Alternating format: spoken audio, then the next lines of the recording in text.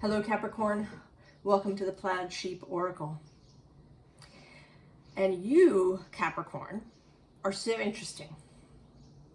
Because on the one hand, you've chosen sort of symbols, overall energies that appeared in other readings. But on the other hand, sort of the meaning of them and the way that it's coming through is completely different. Your reading is actually more like what I was kind of expecting as we headed into this new Aries season. But the other signs have been, right, they've been sort of coping with something, or not coping, it's not really the word I want, working through some last piece that has kept them stuck before moving on into a new space. But you are actually, you have dealt with it, I think. I mean, there's a little bit of, of possible sticking, just, possibly. But for the most part, this is a really sort of, I want to say kind of a confirmational reading for you, perhaps. So, anyway, the card that came out for you, and you see I keep my cards face up. This was on the bottom of the deck. I hadn't used this deck since the Aquarius reading, where this card came out. And so you wanted this deck, and I picked this deck, and after I just shuffled a bit, this card fell out. I don't usually take fallouts, so I put it back in. I finished shuffling. I, chose the card from the back, and it was this card. So I feel very confident that this is your card. 3 times. Vine. And the title of the Aquarius reading, if you go look at it, is Drink Deep from the Cup of Magic. And this, right, this is, right, vine as in grapevine that wine is made from. And I think in your case, you have drunk deeply. And maybe it has something to do with, at the time that I'm reading this, if you happen to be watching it then, or possibly if you're watching this about a year from now, the same will be true. Pluto has moved out of Capricorn temporarily. In June, he's going to slip back in. I think he gets all the way back to a little past 28, 27 and change degrees by the end of his retrograde in October. But he's out. You've had him in there with you since 2008. He has been remaking, transforming your, and for the rest of us, our relationship, or at least in one of the things that he's been doing, is our relationship to resources and the physical world, right? Capricorn is all of the stuff in the physical world, including, and I think especially, man-made things. So money. I mean, people often point to Taurus as money, but I think Capricorn is much more representative of money, because Capricorn is a transpersonal sign, right? It's a sign about society, right? Our traditions, how we, what we think of as the economy, what we think of, right? So money, which is a human societal invention, I think belongs most specifically to Capricorn. So how you think about money, how you think about property, how you think about how these things can come to you, has been under transformation.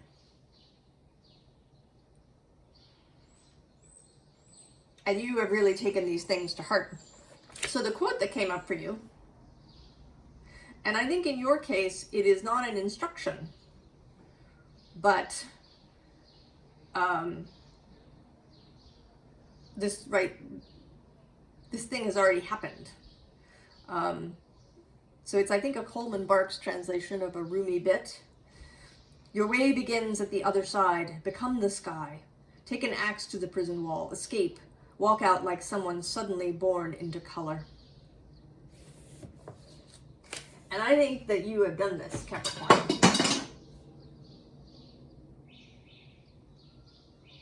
I think that you are no longer in prison. There may be, right, a few little, occasionally, right, if you encounter some situation that's especially sort of nerve-wracking or triggering. But I think that for the most part, you have stepped into, first of all, the Magician. Now, he is associated generally with Mercury, but I think he belongs to all the signs. Right? That every sign has its own version of the Magician. Right? He uses all of the elements in the Rider-Waite-Smith deck. All of the elements are there with him. That's part of his gift, right? He understands that it all works together, right? That's how alchemy works. That's how nature works, right? Nature doesn't see elements as incompatible the way we do. For nature, all of the elements work beautifully well together.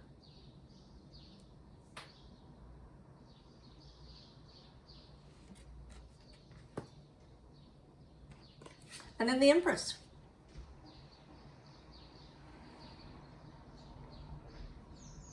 Right?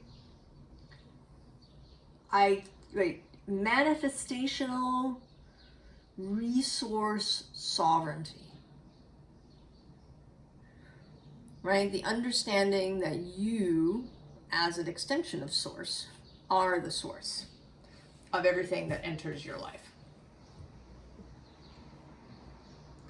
That, maybe up until this point, you like to work, Capricorn.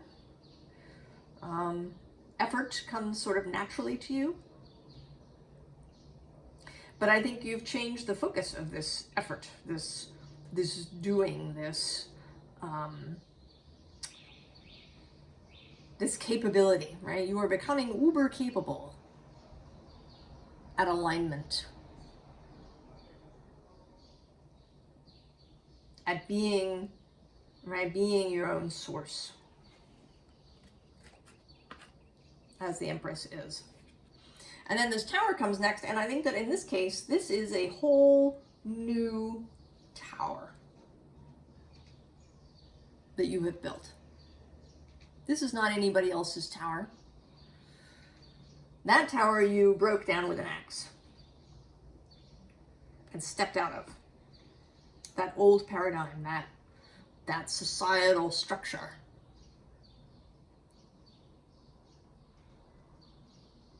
That acted as a prison. This is your structure. Right? It's designed to your specifications.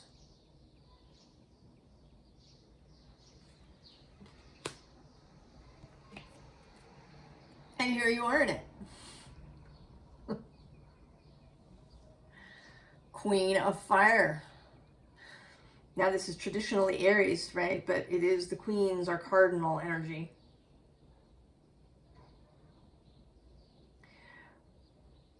making choices, acting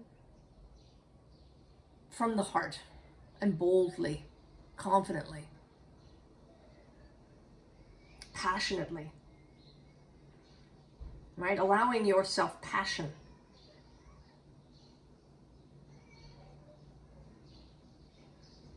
Breaking any idea that Capricorn is, you know, rigid or bossy or,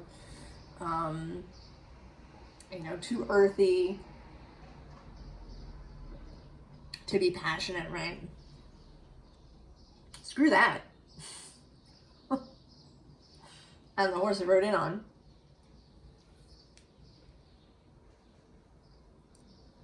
You know, here again, I think every sign has its, right, has its heart-based vision, its passion, right? It may show up differently,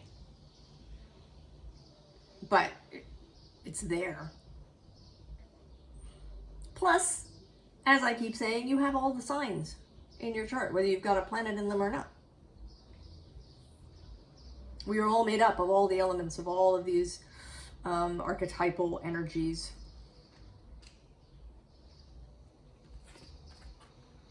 And then the Fool. You are answering the call to adventure, Capricorn. You hear the sound of trumpets. And your heart, your blood rises.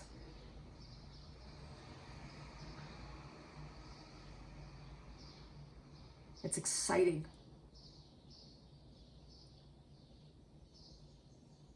You can see all the possibilities. And even things that you can't see specifically. Right? You have a sense of optimism. Right? I think you're looking forward to the surprises that are coming, that you have confidence that they're going to be good surprises, beautiful surprises, interesting, compelling, challenging surprises. Right? Life isn't just going to be, you know, like doing nothing, right? Sitting on the couch.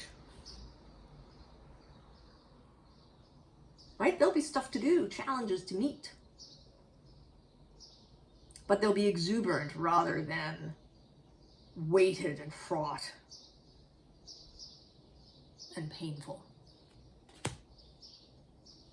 Now, in this road, we get a little bit of, you know, what might be happening, perhaps,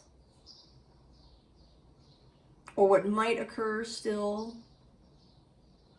We're not going to spend too much time here. One, right, 5 of materials, right, the sense of lack, the sense of, perhaps this is less about sort of monetary lack and more that you might feel on the outside of things. I think that's probably the greater possibility or the bigger danger, if we want to say that. So not that you're going to,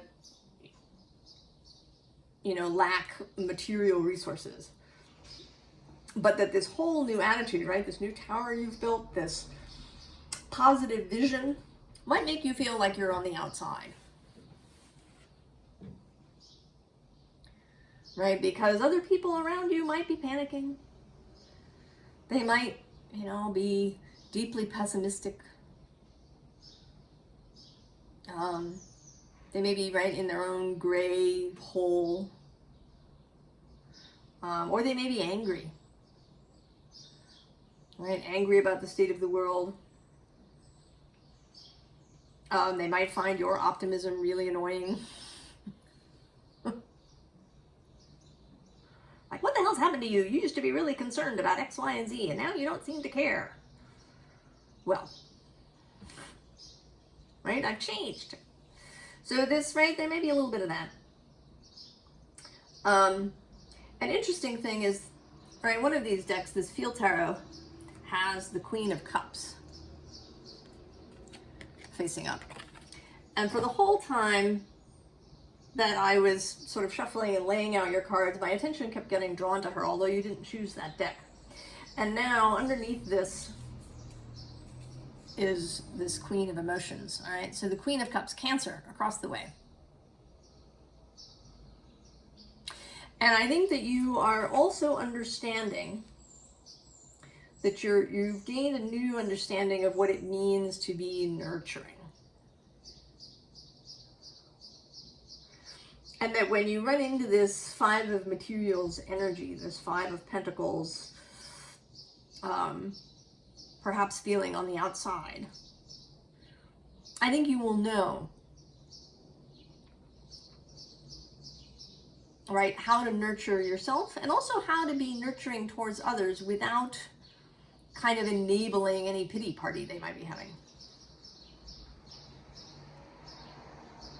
Any, you know, sort of wallowing in misery that they might be doing.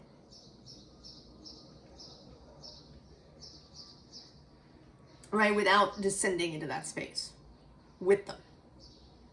Right, that you will have found a way to be present with them,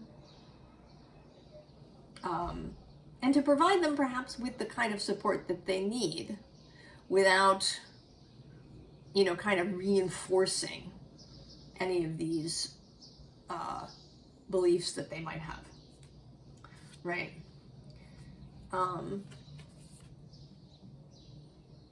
And here the Page of Voices, the Page of Swords,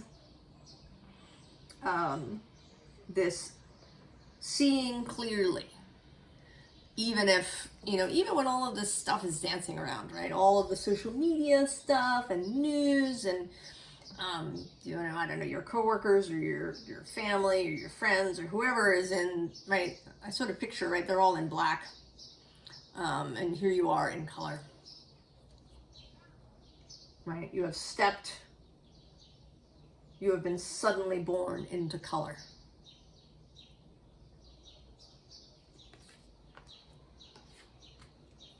And this too, I sort of see this as you reminding yourself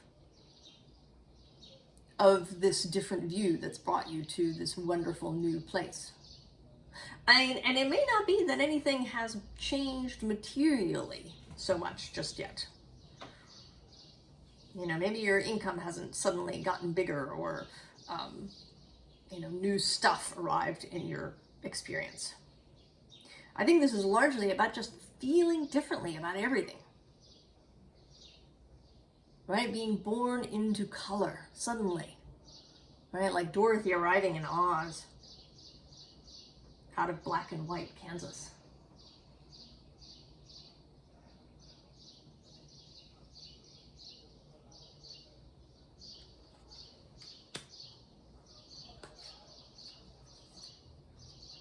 And then the devil shows up.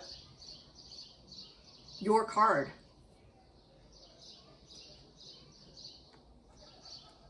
And I think you have realized, right? You've really seen these manipulative strings, right? You've really understood your programming, right? How deep it went, how unseen a lot of it was.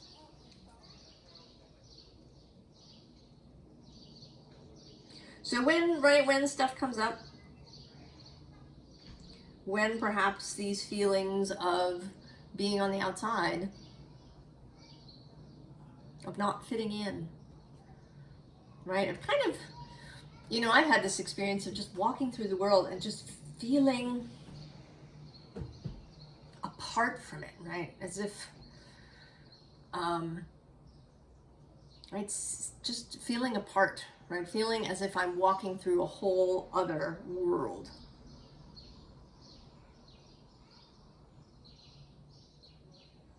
That you'll be able to come back to yourself. Right? Strength. Right? That the power, right? The grandness, the beauty of your own heart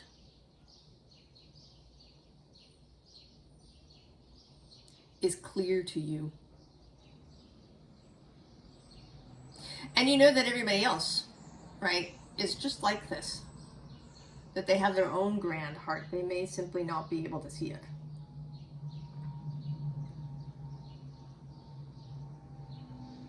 And I think you're coming into a place where you're not requiring anybody else to see themselves clearly. One of the things about cardinal signs, and I experienced this through my Aries sun and cardinal angles,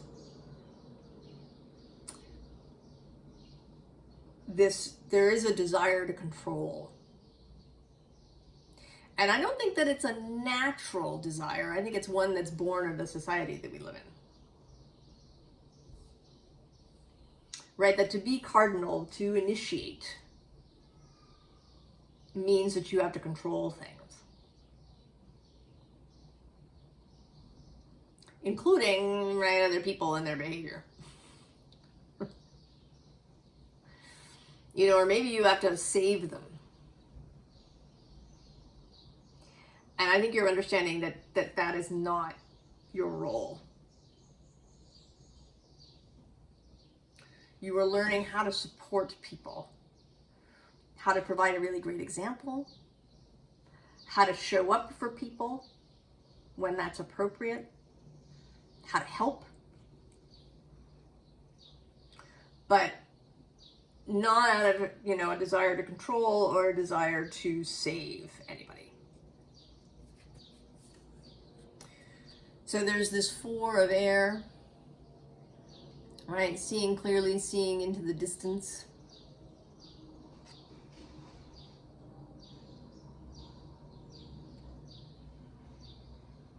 Seeing with a higher perspective on everything.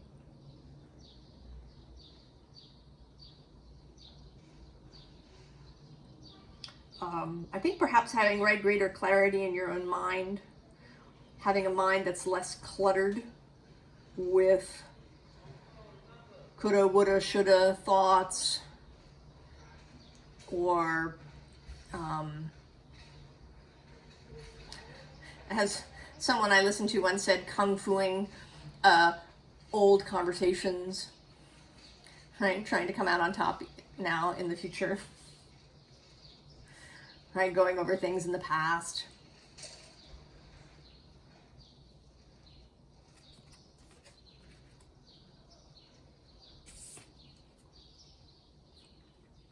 And then there's this Witch of Water. And this, I think, is you coming to understand that more mystical aspect of yourself, the sea goat part of Capricorn.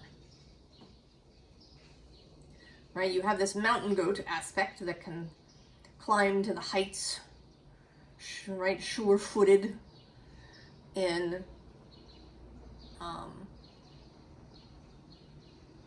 dangerous places, difficult places, comfortable with challenge.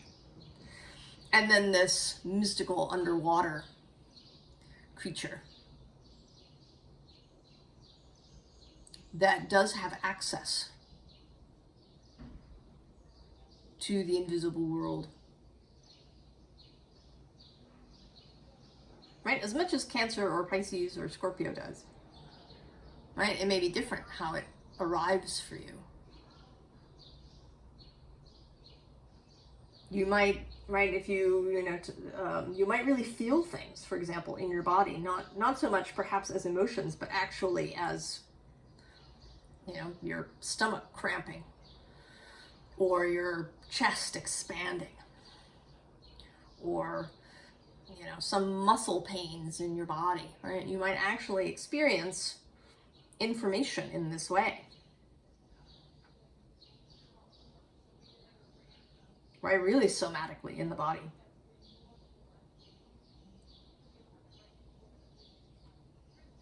All right? Clairsomatic, if we want to say that.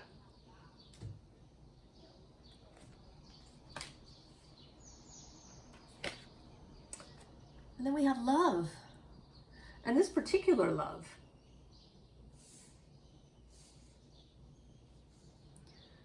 right? A love of the animal self, of the animal, right, in all of us, of the physical, right? Maybe love of your own body, if that was something that was challenging in your life. Coming to see, you know, how wonderful and magical and strong your body is, regardless of what may be going on in it at any given time. And seeing it as a companion and a friend and a consort, as Clarissa Piccola Estes says.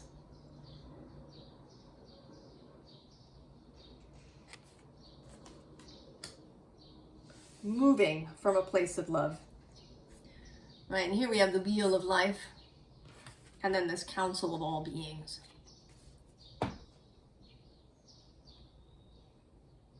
Right, the natural world. You may be exploring your connection. Perhaps you are really starting to live in line with the seasons, with this wheel of life.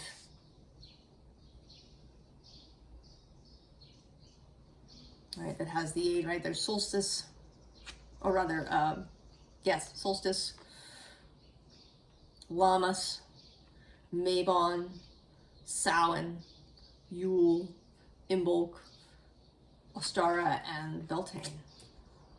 Right, this Celtic wheel of the year. But even if you don't, right, even if you don't honor all the quarters and cross quarters, just, you know, maybe you're honoring seasonal life, sleeping more in winter, eating foods that are normal or that are in season for that time of year, right? So not having strawberries in January if you live in the north.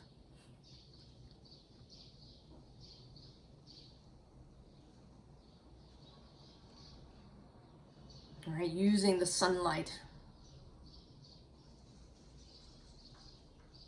honoring that way.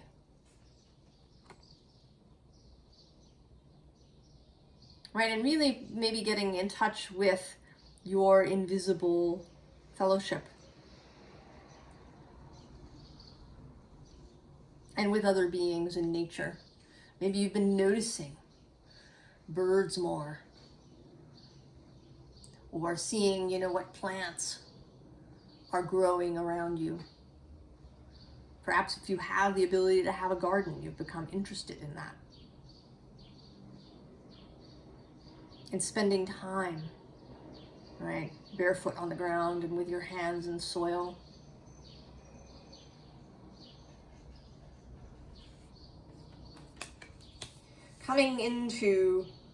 Really coming into rhythm with yourself. And then we have this 7 of Pentacles, which is a lovely one. There's no sense of frustration or impatience in this one. Right, she's caressing this fruit that has grown, really, you know, reveling in, right, in the growth of seeds that she planted.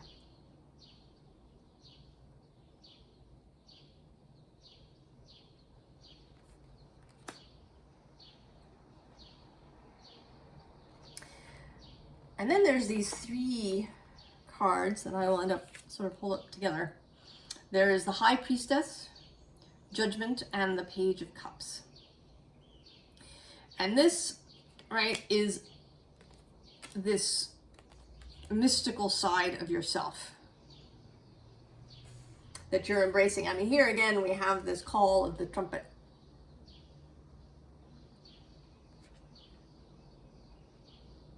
Right, and here I feel like this trumpet is, you know, calling up these butterflies, waking up the flowers, drawing up life. Right, that you're learning to create in this way, not You know, not in a hard hitting kind of demanding way, but by playing the music that calls forth life. Right? Because you can feel it for yourself, right? You are called forth. So you understand, right, how this feeling of joy and love and a heart-based view of the world, right, brings up a whole new music for you. And that you have the ability to see, right? I actually think the High Priestess here is showing up kind of as a representative of mystery and your ability to sit with that. Right? To not have to know. To live without certainty about everything. To allow some things to be mutable and shiftable. You know, you are, in a zodiacal way, you're sextile to both Scorpio and Pisces. Right? This fluid, mysterious energy you actually work with really well. And then this Page of Cups, who is, you know, scrying here in this bowl. So both seeing, right, seeing something, seeing a part of the future, but being okay with not seeing all of it. For waiting for some things to come into being. Now the advice is very straightforward. So we have growth, plants, right? This whole earthy thing that we've been talking about. Being yourself, sitting in your own energy, being really comfortable with yourself.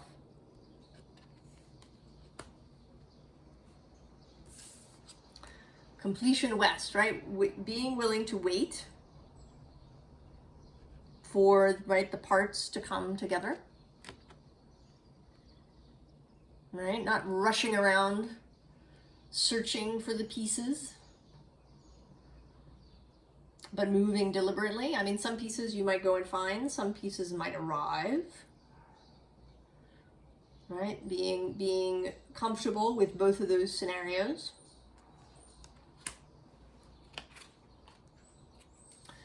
And then, right, taking the time, right, to really feel in balance, right, to not act precipitously because you've been triggered by something, right, to really, right, be feeling at home in your body.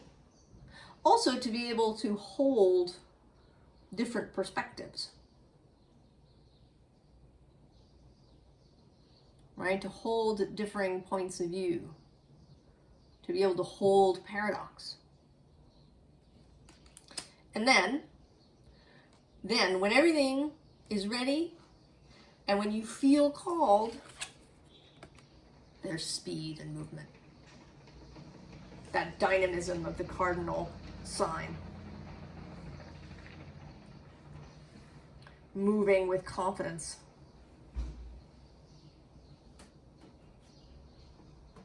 Walk out like someone suddenly born into color.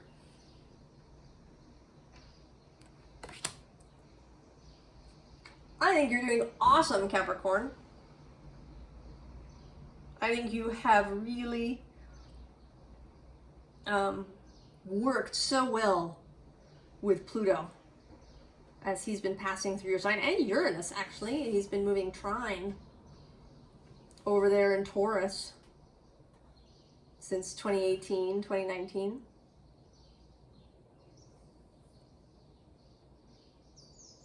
And now Saturn has moved into Pisces, where he's sextile, a total working partner, your energy, but moving in that mystical space. And I think you're really, you know, really moving in that energy too, right? Of this, right, Saturn and Pisces energy. I'm really excited for you, Capricorn. And I'm excited to see where this goes. So you have drunk deep. And I wish you the very best. And I will see you next time. So long, Capricorn.